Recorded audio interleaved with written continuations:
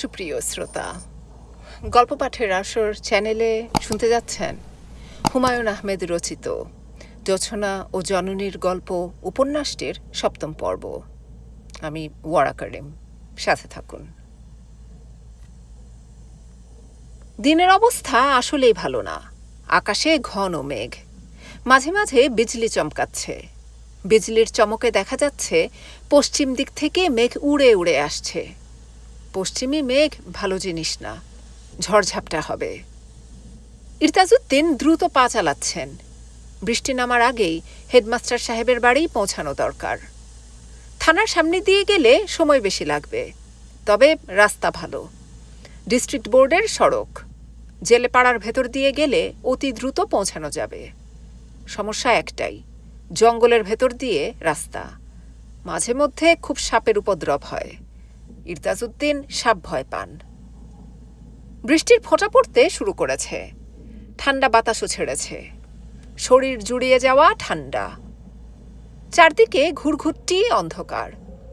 District বোর্ডের সড়ক এই অন্ধকারেও চিকচিক করছে। ইরতাজউদ্দিনের মনে হচ্ছে তিনি সড়ক না, নদীর উপর দিয়ে হাঁটছেন। থানার সামনে দিয়ে যাবার সময় তার মুখে 5 ব্যাটারি টর্চের আলো পড়ল। মুখে টর্চের আলো ফেলা বিরাট অভদ্রতা। এই অভদ্রতাটা থানাওয়ালারা সব সময় করে। তাদের দোষও দেয়া যায় না। তাদের মানুষ চিনতে হবে, কে চোর কে সাধু জানতে হবে। মাওলানা সাহেব, আসসালামু আলাইকুম। ওয়ালাইকুম আসসালাম। আমাকে চিনেছেন? আমি ওসি ছদরুল আমিন। গলা শুনে চিনতে পারি নাই, পরিচয়ে চিনেছি। মুখে টর্চের আলো ফেলেছি, বেয়াদবি মাফ করে দিবেন। আপনি যান কই? হেডমাস্টার সাহেবের বাড়িতে যাচ্ছি, উনি খবর পাঠিয়েছেন। ওনাকে আমার সালাম দিবেন, বিশিষ্ট লোক। অবশ্যই দিব। দেশের খবর তো মাওলানা সাহেব শুনেছেন। ইয়াহিয়া অধিবেশন স্থগিত করেছে, এখন লাগবে ক্যাচাল। ঢাকায় পোস্টিং থাকলে অবস্থা কেরোসিন হয়ে যেত। পাবলিকের সঙ্গে কাটাকাটি, মারামারি। পুলিশ দেখলেই পাবলিক খেপে যায়। খেপিস কেন রে বাবা? পুলিশ কি তোরই বাপ ভাই না? তুই ভাত মাছ খাস, পুলিশও খায়। তোর গুয়ে যেমন দুর্গন্ধ, পুলিশের গুতেও সেই রকম দুর্গন্ধ। আচ্ছা ঠিক আছে মাওলানা সাহেব, আপনি যান। আপনাকে দেরি করাইয়ে দিয়েছি। গায়ে 2-1 বৃষ্টির ফোঁটাও পড়তেছে। আসসালামু আলাইকুম।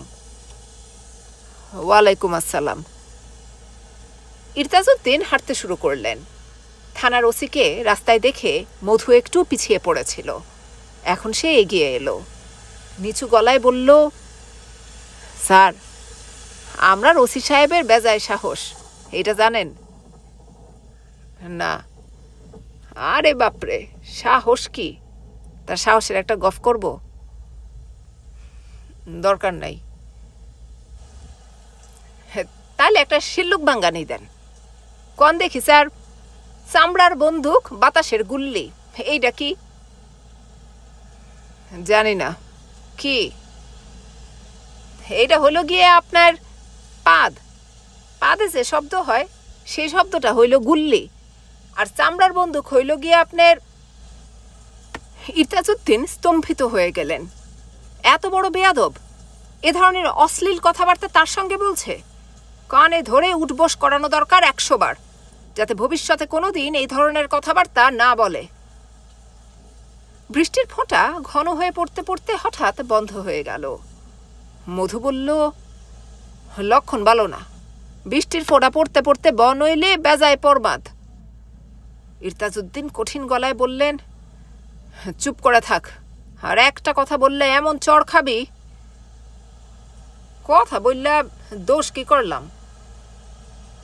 অনেক দোষ করেছিস, আর কথা না। হেডমাস্টার সাহেব বারান্দায় চৌকির উপর বসে আছেন। ঘরের ভেতর হারিকেন জ্বলছে। হারিকেনের আলোয় তাকে আবছা দেখা যাচ্ছে।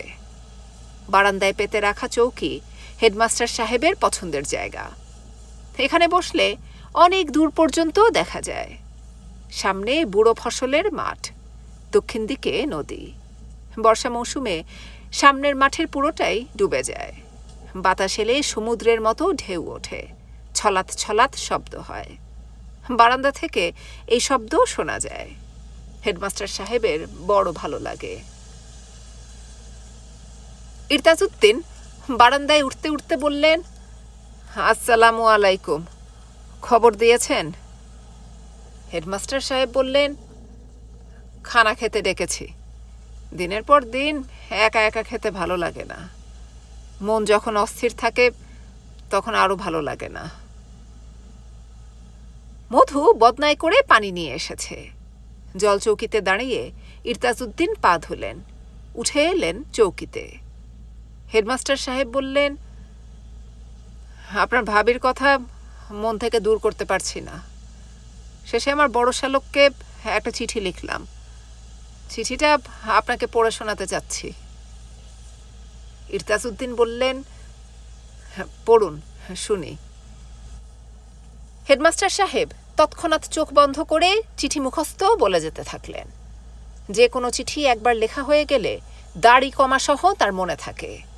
মানুষটার স্মৃতিশক্তি অস্বাভাবিক। জনাব আব্দুর রহমান, প্রিয় ভ্রাতা, পর সমাচার তোমার ভগ্নীর বর্তমান অবস্থার কথা পাঠ করিয়া মুহ্যমান হইয়াছি। একই কঠিন পরীক্ষায় পতিত হইলাম।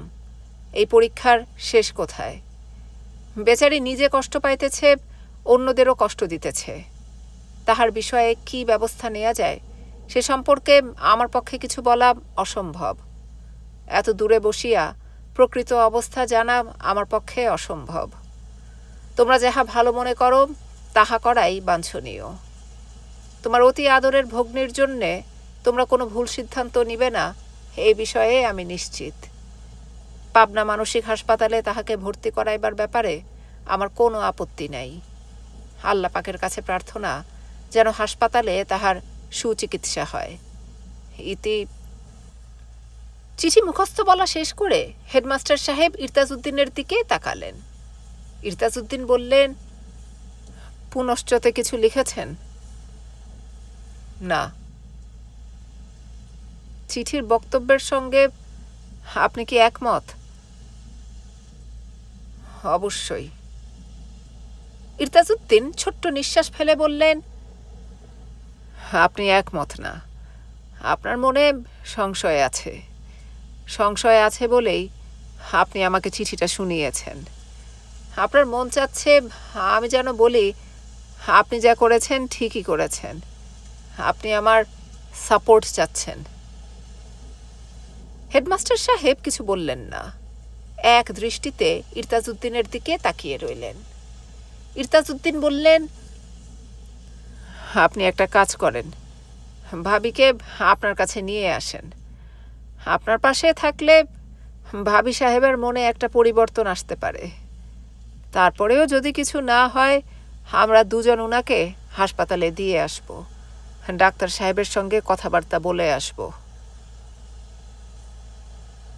আমাকে নিয়ে আসতে বলছেন? জি। তাহলে বরং এটাই করি। হেডমাস্টার সাহেবকে দেখে মনে হলো তার বুক থেকে পাষাণ ভার নেমে গেছে। তিনি সহজে নিঃশ্বাস নিতে পারছেন। ইরতাজউদ্দিন বললেন, ক্ষুধা হয়েছে, খানা দিতে বলেন। আকাশের অবস্থা ভালো না, সকাল সকাল বাড়ি ফিরব। পশ্চিম আকাশ কেমন লাল হয়ে আছে, ঝড় তুফানের লক্ষণ। মধু এসে বিড়বিড় করে বলল, খানা দেওয়ান যাইব না, দিরং হইব। হেডমাস্টার সাহেব বললেন, দেরি হবে কেন, রান্না তো আগেই করা। মধু সেই প্রশ্নের জবাব না দিয়ে উদাস চোখে মাথা চুলকাতে লাগল। জানা গেল কুকুর খাবারে মুখ দিয়েছে বলেই নতুন করে রান্না বসাতে হবে। সেটাই এই মুহূর্তে সম্ভব হচ্ছে না। চাল বাড়ন্ত, চাল কিনে আনতে হবে। হেডমাস্টার সাহেব অবাক হয়ে বললেন, বলিস কি? মধু বলল, হারামি কুত্তা একটা আছে, বড় ত্যাক্ত করতাছে, বিষ খাওয়াইয়া এরে মারণ ছাড়া গতি নেই। হেডমাস্টার সাহেব বললেন, আমার শরীরটা ভালো না, আমি আগেই ঠিক করেছিলাম রাতে কিছু খাবো না। এক গ্লাস তোকমার শরবত খেয়ে শুয়ে পড়ব। মাওলানা সাহেবের খাবার ব্যবস্থা করা দরকার, উনি ক্ষুধার্ত। ঘরে চিড়ামুড়ি আছে না? ইরতাজউদ্দিন বললেন, আমার ভাতের খিদা হয়েছে, এই খিদা চিড়ামুড়ি খেলে যাবে না, আমি ঘরে গিয়ে ভাত চড়াবো। হেডমাস্টার সাহেব বললেন, মধুকে সঙ্গে নিয়ে যান, রেঁধে দিয়ে আসবে, ও নিজেও 4টা খাবে। ইরতাজউদ্দিন মধুকে নিয়ে পথে নামলেন। ডিস্ট্রিক্ট বোর্ডের রাস্তায় উঠার পর পর প্রচণ্ড শব্দে কয়েকবার বিদ্যুৎ চমকালো। জঙ্গলের দিক থেকে শোঁ শোঁ শব্দ আসছে। মধু ভীত গলায় বলল, জ্বর আসতেছে গো, আজ খবর আছে। দেখতে দেখতে ঝড় এসে গেল। ঝড়ের প্রথম ধাক্কায় মধু ছিটকে রাস্তা থেকে খালে পড়ে গেল। ইরতাজউদ্দিনকে দৌড়ে এসে আশ্রয় নিতে হলো থানায়। ঝড়ের তাণ্ডব চলল অনেক রাত পর্যন্ত। রাতে তাকে খেতে হলো ওসি সাহেবের বাসায়। ওসি সাহেবের স্ত্রী লম্বা ঘোমটা টেনে অতি যত্নে ইরতাজউদ্দিনকে খাওয়ালেন।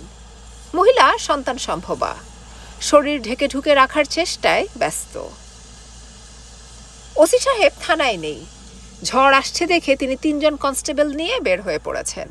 তার উদ্দেশ্য ডাকাত হাসান মাঝিকে ধরা। ঝড় বৃষ্টির রাতে সে নিশ্চয়ই তার 3য় পক্ষের স্ত্রীর কাছে রাত কাটাতে আসবে।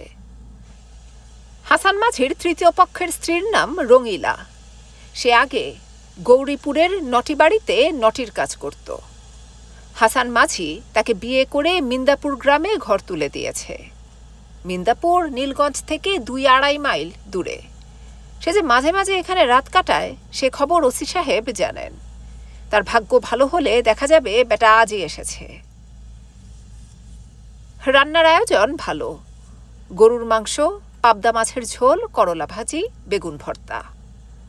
ইরতাজউদ্দিন বললেন, মাগো, বড়ই তৃপ্তি করে খেয়েছি। আল্লাহ পাক কার রুজি কোথায় রাখেন বলা মুশকিল।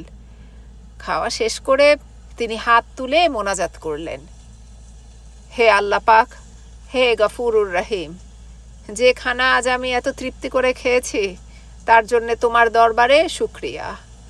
যে বিপুল আয়োজন করে আমাকে খাইয়েছে তার ঘরে যেন এর চেয়েও 10 গুণ ভালো খানা সব সময় থাকে। তোমার পাক দরবারে এই আমার প্রার্থনা, আমিন। দোয়া শেষ করে ইরতাজউদ্দিন তাকিয়ে দেখেন ওসি সাহেবের স্ত্রী চোখের পানি মুছছে। ইরতাজউদ্দিন বিস্মিত হয়ে বললেন, কাঁদছেন কেন গো মা? মহিলা শাড়ির আঁচলে চোখ মুছতে মুছতে বললেন, আপনি এত সুন্দর করে দোয়া পড়লেন, শুনে চোখে পানি এসে গেছে। ঝড় থামার পর ইরতাজউদ্দিন বাড়ি ফিরলেন। বাড়ির সামনে এসে তিনি অবাক হয়ে গেছেন।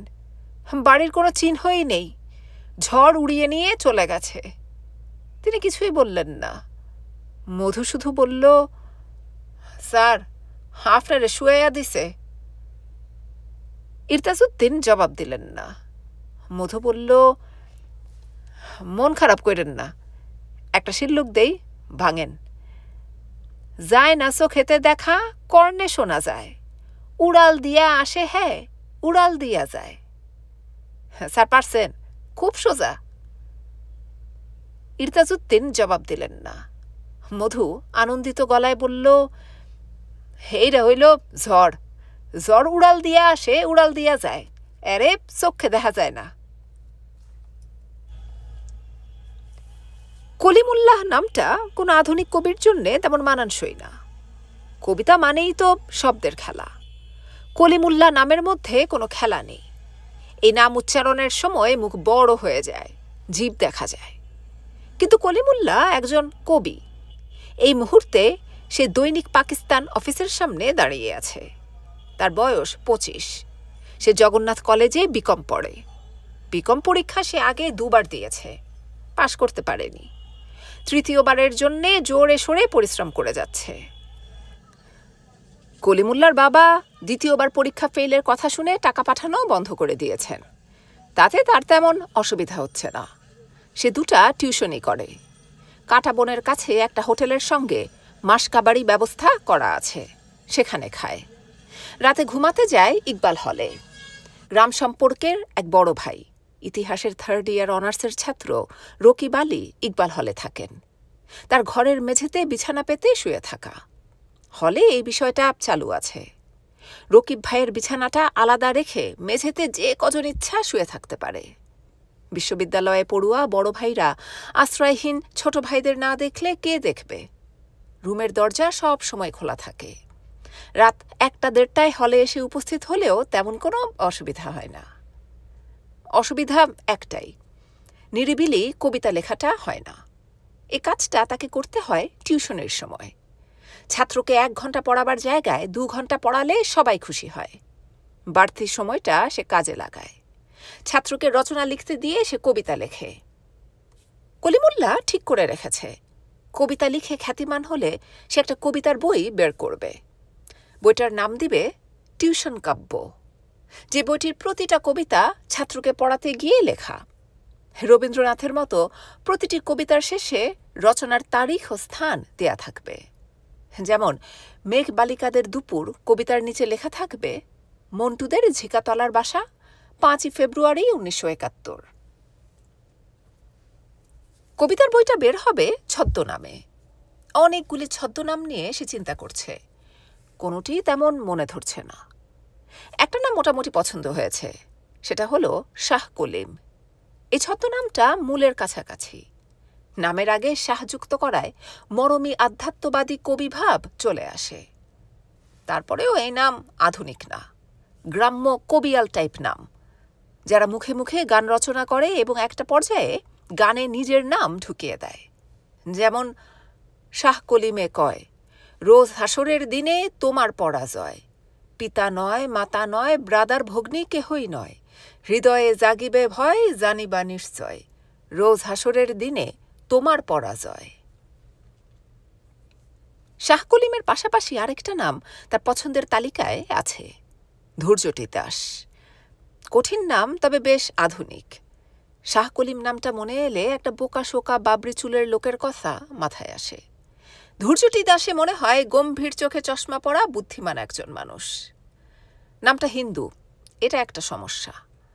সে যদি কোনোদিন খুব বিখ্যাত হয়ে যায় তাহলে সমালোচকরা তাকে ধরবে। আপনি কেন হিন্দু ছদ্মনাম গ্রহণ করেছেন? এটা কি হীনমন্যতার কারণে? মুসলমান নাম কবির নাম হিসেবে চলে না এই বোধ থেকে? এদেশের অনেক কবি তো ছদ্মনাম গ্রহণ করেছেন। এমনকি আমাদের প্রধান কবি শামসুর রহমানও একসময় ছদ্মনামে লিখতেন। হিন্দু ছদ্মনামে লেখার কথা তো তার মনে হয়নি। আপনার মনে হলো কেন? মাথার উপর রোদ চিড়বিড় করছে। কলিমুল্লাহ মনস্থির করতে পারছে না দৈনিক পাকিস্তান অফিসে ঢুকবে কি ঢুকবে না। তার ইচ্ছা কবি শামসুর রহমানের হাতে একটা কবিতা দিয়ে আসা। ডাকে কবিতা পাঠিয়ে লাভ নেই। পত্রিকা অফিসের লোকজন খাম খুলে কিছু পড়ে না, এত সময় তাদের নেই। টেবিলের পাশে রাখা ঝুড়িতে সরাসরি ফেলে দেয়।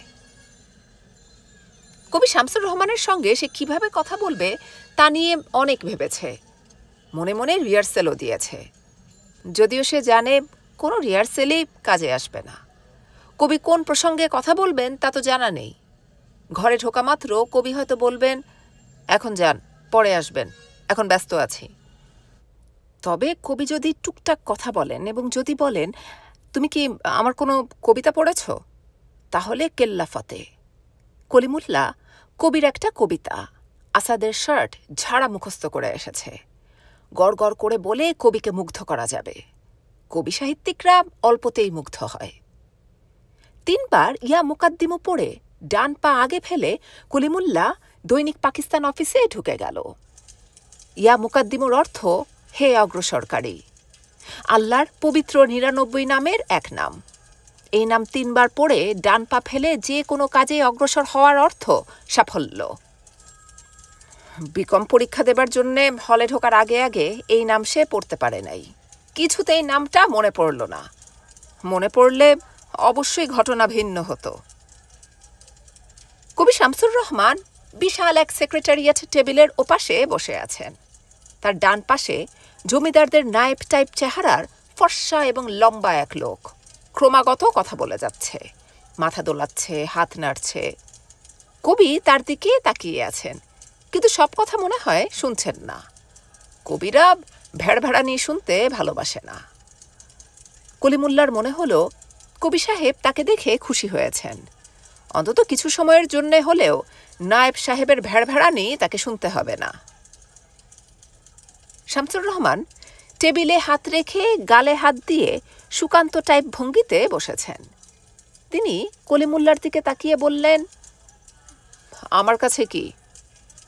কলিমুল্লা বলল, স্যার, আমি একটা কবিতা নিয়ে এসেছি।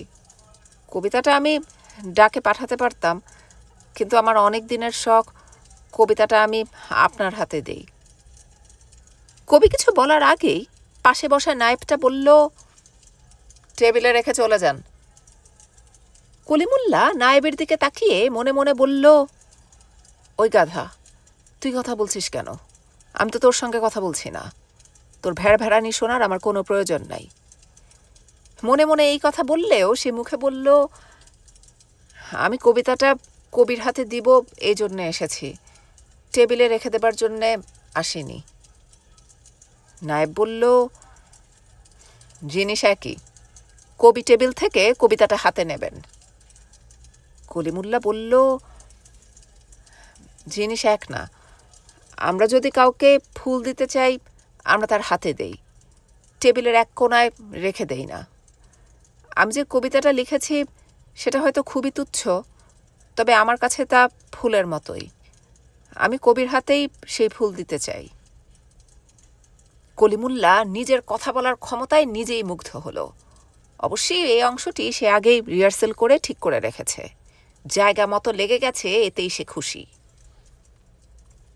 শামসুর রহমান হাত বাড়িয়ে কবিতা নিতে নিতে বললেন, আপনি কি করেন? ছাত্র? জি, ছাত্র। আমি ঢাকা বিশ্ববিদ্যালয়ে পদার্থবিদ্যায় এমএসসি করছি। এই মিথ্যা কথাটা যে সে বলবে তাও আগেই ঠিক করা। বিজ্ঞানের জটিল বিষয় নিয়ে পড়াশোনা করে কবিতা লেখার মধ্যে অন্য ব্যাপার আছে।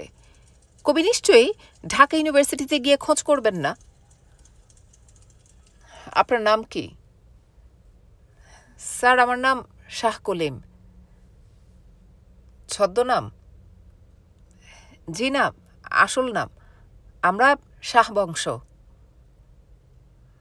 ও আচ্ছা। কলিমুল্লা ফাঁক খুঁজছে আসাদের শার্ট কবিতাটা মুখস্থ শুনিয়ে দেওয়ার জন্যে। ফাঁক পাওয়া যাচ্ছে না। সে তো নিজ থেকে হড়বড় করে কবিতা আবৃত্তি শুরু করতে পারে না। নায়েব চেহারার লোকটাই সুযোগ তৈরি করে দিল। সে কলিমুল্লার দিকে তাকিয়ে হাসি মুখে বলল, কবিতা যে লিখছেন, ছন্দ জানেন? চাক্কা ছাড়া যেমন গাড়ি হয় না, ছন্দ ছাড়া কবিতা হয় না। কবিতাকে চলতে হয়। চাক্কাবিহীন গাড়ি হলো গদ্য, চাক্কাওয়ালা চলমান গাড়ি হলো কবিতা। বুঝেছেন? কলিমুল্লা মুখে বলল অতি বিনয়ের সঙ্গে, স্যার, বোঝার চেষ্টা করছি। মনে মনে বলল, চুপ থাক ছাগলা, তোকে উপদেশ দিতে হবে না। নায়েব বলল, তার উপদেশ দেয়া এখনো শেষ হয়নি। কবিতা লেখা শুরু করার আগে প্রচুর কবিতা পড়তে হবে। অন্য কবিরা কি লিখছেন, তারা শব্দ নিয়ে ছন্দ নিয়ে কি এক্সপেরিমেন্ট করছেন তা জানতে হবে। আপনি যে কবি শামসুর রহমানের কাছে এসেছেন, তার কোনো কবিতা কি আপনি পড়েছেন? কলিমুল্লা মনে মনে বলল, এই প্রশ্নটা জিজ্ঞেস করার জন্যে তোর অতীতের সব অপরাধ এবং ভবিষ্যতের 2টা অপরাধ ক্ষমা করে দিলাম। মনে মনে কথা বলা শেষ হওয়া মাত্র সে গড় করে কবির আসাদের শার্ট কবিতাটা মুখস্থ বলে যেতে লাগল। তার উচ্চারণ ভালো, সে আবৃত্তিও ভালো করছে। অবশ্যই কবিকে দেখে মনে হচ্ছে না তিনি অভিভূত হয়েছেন। মনে হয় তার আগে আরও অনেকেই এসে কবিকে কবিতা মুখস্থ করে শুনিয়েছে। তার জন্যে এটা নতুন কিছু না। গুচ্ছ গুচ্ছ রক্তকরবীর মতো কিংবা সূর্যাস্তের জ্বলন্ত মেঘের মতো আসাদের শার্ট উড়ছে হাওয়ায় নীলিমায়। বোন তার ভাইয়ের অম্লান শার্টে দিয়েছে লাগিয়ে নক্ষত্রের মতো কিছু বোতাম কখনো হৃদয়ের সোনালি তন্তুর সূক্ষ্মতায়। বর্ষীয়সী জননী সে শার্ট উঠোনের রৌদ্রে দিয়েছেন মেলে কতদিন স্নেহের বিন্যাসে। ডালিম গাছের মৃদু ছায়া আর রোদ্দুর শোভিত মায়ের উঠোন ছেড়ে এখন সে শার্ট শহরের প্রধান সড়কে, কারখানার চিমনি চূড়োয়, গমগমে অ্যাভিনিউর আনাচে কানাচে উড়ছে উড়ছে অবিরাম। কবি পুরো কবিতা শেষ করতে দিলেন না, তার আগেই বললেন, আপনি বসুন, চা খাবেন? কলিমুল্লাহ বলল, স্যার, চা খাবো না, তবে আপনি বসতে বলেছেন, আমি কিছুক্ষণ বসবো। আপনার সামনে কিছুক্ষণ বসে থাকা আমার জন্যে পরম সৌভাগ্যের ব্যাপার। কলিমুল্লাহ বসল। তাকে সম্পূর্ণ অগ্রাহ্য করে নায়েব বেটা কবির দিকে ফিরে হাত পা মাথা নেড়ে গল্প শুরু করল, যেন এই ঘরে তারা দুজনেই আছে, আর কেউ নেই। তারপর শুনুন কবি, কি ঘটনা। আমি নেতার সঙ্গে বরিশাল থেকে স্টিমারে ফিরছি। সারাদিন খুব পরিশ্রম গিয়েছে, এখানে মিটিং ওখানে মিটিং। ভেবেছিলাম রাতে স্টিমারে ভালো ঘুম হবে, সেটা হলো না। চাঁদপুরের কাছাকাছি এসে ঘুম ভেঙে গেল। স্টিমারের রেলিং ধরে দাঁড়িয়ে আছি। দূরে দেখা যাচ্ছে চাঁদপুর শহর। শহরের বাতি পানিতে পড়েছে, এদিকে আবার ভোর হচ্ছে, ভোরের আলো, মায়াবী একটা পরিবেশ। কলিমুল্লাহ মনে মনে বলল, চুপ থাক বেটা, মায়াবী পরিবেশ, তুই তো মায়াবী বানানি জানোস না। আমি মুগ্ধ চোখে তাকিয়ে আছি। হঠাৎ চমকে উঠলাম, কে যেন আমার কাঁধে হাত রেখেছেন। তাকিয়ে দেখি নেতা, তার হাতে পাইপ। নেতা আমার নাম ধরে বললেন, কি দেখিস, বাংলার শোভা? কলিমুল্লাহ মনে মনে বলল, নেতা তোর কাঁধে হাত রেখে কথা বলেছে? তুই কি নেতা রিয়ার বন্ধু? বকওয়াস বন্ধ করবি? আমি নেতাকে বললাম, আপনি এত ভোরে উঠেন তা জানতাম না। নেতা বললেন, বাংলার শোভা আমাকে বাদ দিয়ে তোরা দেখে ফেলবি তা তো হতে দেব না। হায়, আমার ঘরে আয়, চা খেয়ে যা। আমি নেতার ক্যাবিনে গেলাম। উনি নিজেই চা বানিয়ে আমার হাতে দিলেন। কলিমুল্লাহ মনে মনে বলল, শুধু চা বানিয়ে তোর হাতে দিলেন, তোর গা হাত পা মাসাজ করে দেন নাই? নেতার সঙ্গে তখন আমার একটা গুরুত্বপূর্ণ আলোচনা হলো। আমি নেতাকে বললাম, আপনি কিছু একটা করেন, মাওলানা ভাসানীকে সামলান, তার সঙ্গে বিরোধ মিটিয়ে ফেলুন। নেতা বললেন, মাওলানাকে নিয়ে তোদের চিন্তা করতে হবে না, আমি মাওলানাকে চিনি, মাওলানা আমাকে চেনে। কলিমুল্লাহ মনে মনে বলল, তুই তো দেখি আমার চেয়েও বড় মিথ্যাবাদী, তুই হয়ে গেলি শেখ মুজিবের উপদেষ্টা। কলিমুল্লাহ উঠে পড়ল। এই বকবকানি আর শোনা যায় না। সে ঘর থেকে বের হবার আগে কবি এবং নায়েব সাহেব দুজনকেই পা ছুঁয়ে সালাম করল। কবি খুবই বিব্রত হলেন, তবে নায়েব সাহেব এমন ভাব করলেন যেন প্রতিদিন 50 জনের মতো তরুণ উঠতি কবি তাকে কদমবুসি করে। পরের সপ্তাহে শাহ কলিমের কবিতা মেঘবালিকাদের দুপুর দৈনিক পাকিস্তানের সাহিত্য পাতায় প্রকাশিত হয়। তার পরের সপ্তাহে দৈনিক পূর্বদেশে প্রকাশিত হয় একটি কাব্যনাটিকা। এর দুটি চরিত্র, একটির নাম পরাধীনতা, সে অন্ধ তরুণী, আরেকটা চরিত্রের নাম স্বাধীনতা, সে অসম্ভব রূপবান একজন যুবা পুরুষ। শাহ কলিম এর পরপরই বাবরি চুল রেখে ফেলল, দাড়ি কাটা বন্ধ করে দিল। আপাতত তার প্রসঙ্গ এইখানেই শেষ, তাকে যথাসময়ে আবার আনা হবে।